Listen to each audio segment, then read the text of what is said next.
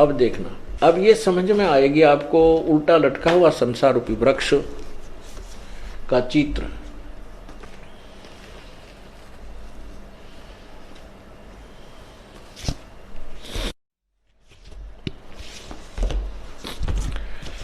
अब यहां ये जड़ है। अब देखना, उत्तम पुरुष है तो ये है परम अक्षर ब्रह्म, जो है वो परम अक्षर ब्रह्म है। और ये ऊपर को जड़ वाला ये पूर्ण परमात्मा है। इस जड़ से सबको, यानी तना में खुराक गई, तना से डार में, डार से ब्रह्मा विष्णु महेश रूपी शाखाओं में, फिर हमें प्राप्त हुई पत्तों को। तो ये क्या लिखा है कि जो लोग तीनों लोकों में प्रवेश करके यह लोक तरम अविश्य विभर्ति, अविश्य, अविश्य माने जो प्रवेश करके तीनों लोकों में प्रवेश करके सबका धारण पोषण भी वही पूर्ण परमात्मा ही करता है। और वही अविनाशी परमेश्वर परमात्मा इस प्रकार कहा गया है। अपुण्यात्माओं,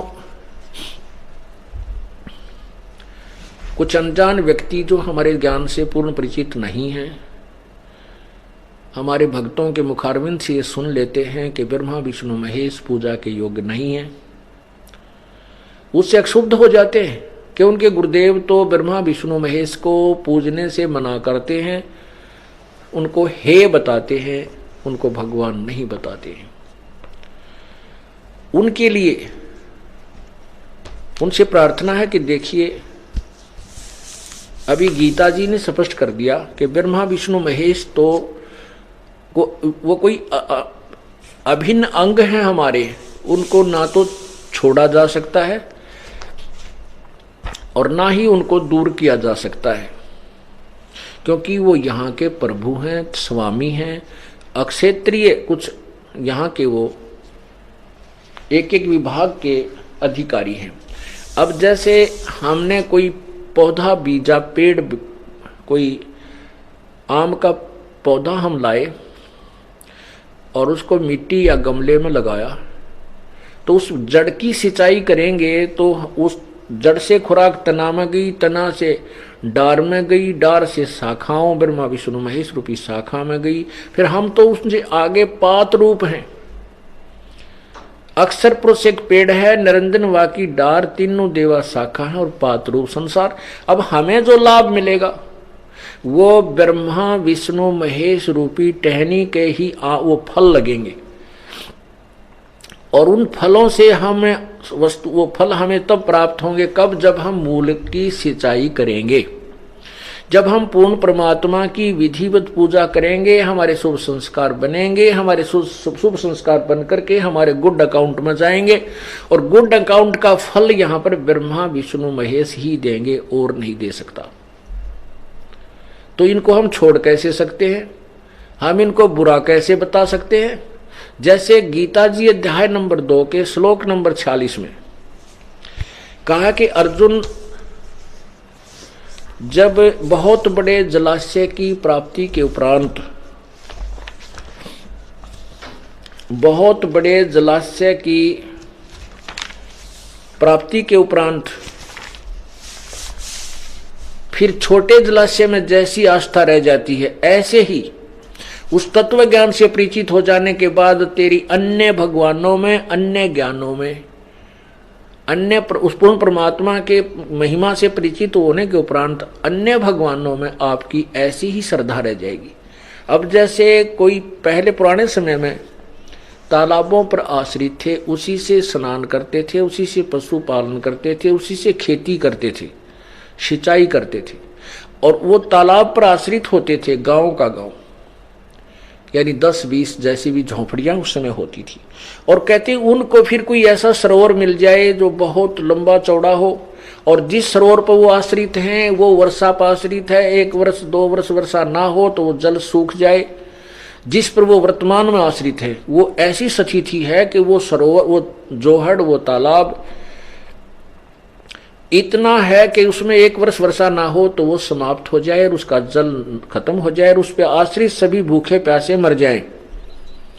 उसके पश्चात उनको कोई बहुत बड़ा जलाशय मिल जाए जो कि 10 वर्ष भी वर्षा ना हो, इतना बड़ा सरोवर झील हो, तो उसकी प्राप्ति के बाद उन व्यक्तियों की आस्था जितनी उस जोहड़ में छोटे तालाब में रह जाएगी जिस पर पूर्व आश्रित थे। तो ऐसी ही पूर्ण ज्ञान प्राप्ति के उपरांत इन भगवानों में आस्था रह जाएगी। जैसे वो छोटा तालाब बुरा नहीं, लेकिन उनकी कैपेसिटी कम है, उसकी अक्षमता से परिचित हो गए कि ये तो 1 वर्ष काम चलाऊ है, और वो जो तालाब दूसरा मिल गया है जो बहुत बड़ा सरोवर है, 10 वर्ष भी वर्षा ना हो तो भी उसका पानी जल समाप्त नहीं हो सकता। तो उसकी प्राप्ति के बाद वो अपने आप आस्था उस छोटे जोड़ तट का उसके ऊपर पहुंच जाएंगे। लेकिन वो बुरा नहीं, क्योंकि जल उसमें भी है, पहले वाले में भी है, लेकिन वो काम चलाऊ है, फिर उसकी तरफ विशेष आस्था बिल्कुल नहीं रहेगी। ऐसे ही गीता जी अध्याय नंबर 2 का, गीता अध्याय नंबर 2 श्लोक 46, सब ओर से परिपूर्ण जलाशय के प्राप्त हो जाने पर छोटे जलाशय में मनुष्य का जितना प्रयोजन रह जाता है, ब्रह्म को तत्व से जानने वाले ब्राह्मण का समस्त वेदों में उतना ही रह जाता है। अब इसका अर्थ यह है कि तत्व ज्ञानी पुरुष का जो पूर्ण ज्ञान हो जाता है तो अन्य भगवानों और उनके से मिलने वाले लाभ रूपी ज्ञान में इतनी ही आस्था रह जाती है। अब वो बुरे नहीं है। अब जैसे हमने कोई पौधा बीजा, ये देखिएगा, आम का पौधा लाए हम, ये पौधा है पूरा, इसको हम लाए और इसकी जड़ को हमने मिट्टी या गमले में लगाया और जड़ की सिंचाई की, मूल की पूजा की, तो मूल से खुराक चली तना में यानी अक्षर पुरुष में आई, अक्षर पुरुष से फिर ये डार इस काल ज्योति निरंजन क्षर पुरुष में आई, और यहां से खुराक फिर रजगुण ब्रह्मा सदगुण विष्णु रूपी इन टहनियों में पहुंची, यहां से खुराक जाकर के फिर इन टहनियों का फल लगे। लेकिन फल कब लगे? जब हमने मूल की सिंचाई की। अब हम क्या कहते हैं कि तुम उल्टा किए हुए हो, आप जी ऐसे कर रहे हो। देखना, आपने क्या किया है कि जड़ को त्याग दिया, जड़ को ऊपर को कर दिया और उल्टा पौधा बीज दिया। शास्त्र विरुद्ध, शास्त्र विधि विरुद्ध साधना कर रहे हो। तो आपने टहनियों को तो बीज दिया गमले में और इनकी पूजा सिंचाई कर रहे हो, इससे ये पूरा आपका भक्ति रूपी पौधा नष्ट हो गया, आपको कोई लाभ नहीं हो रहा।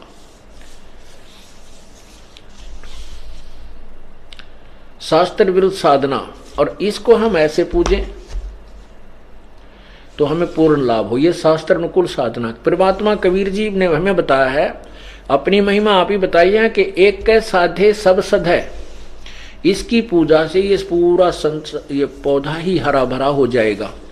एक की साधना से, पूर्ण परमात्मा की पूजा से ये सभी राजी हो जाएंगे, सभी को प्रसन्न रहेंगे। और सब साधे सब जाए, ये देखो, ये सब साध लिया हमने तो ये पूरा नष्ट हो गया, पौधा ही सूख गया। एक के साधे सब सदै और सब साधे सब जाए, और माली यानी समझदार व्यक्ति माली सींचे मूल को, ये फले फूले अखाए। अब ये तो सिद्ध हुआ कि परमात्मा कौन है। अब गीता जी अध्याय नंबर 15 के श्लोक 16 और 17 को आपने सुना। फिर इस काल भगवान ने आगे कहा 18वें में कि वो मुझे पुरुषोत्तम, वो अपने आप को पुरुषोत्तम कहते हैं मुझे तो पुरुषोत्तम इसलिए कहते हैं कि लोक वेद के आधार पर, तत्व ज्ञान से नहीं। तत्व ज्ञान में तो स्पष्ट कर दिया कि तत्वदर्शी संतो बताया गया उत्तम पुरुष तो अन्य परमात्मा इति उदाहरते, और यह लोक तरम आविश्य विभर्ति अवैश्वर है, वही तीनों लोकों में प्रवेश करके सबका धारण पोषण करता है। वो अविनाशी परमात्मा तो कोई और है, वही वास्तव में पुरुषोत्तम है। और मुझे पुरुषोत्तम किस लिए कहते हैं कि लोक वेद के आधार पर।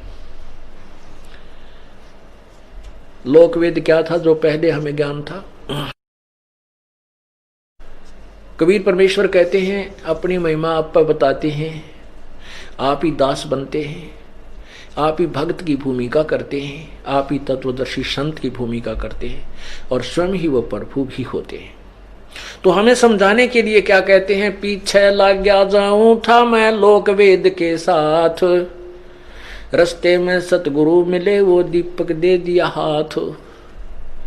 लोक वेद के आधार से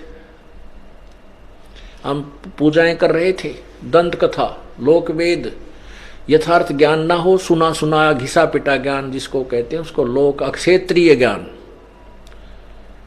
तो गीता ज्ञान फिर परमात्मा कहते हैं कि जो तत्वदर्शी संत मिल जाता है वो तत्व ज्ञान रूपी टॉर्च हमें दे देता है।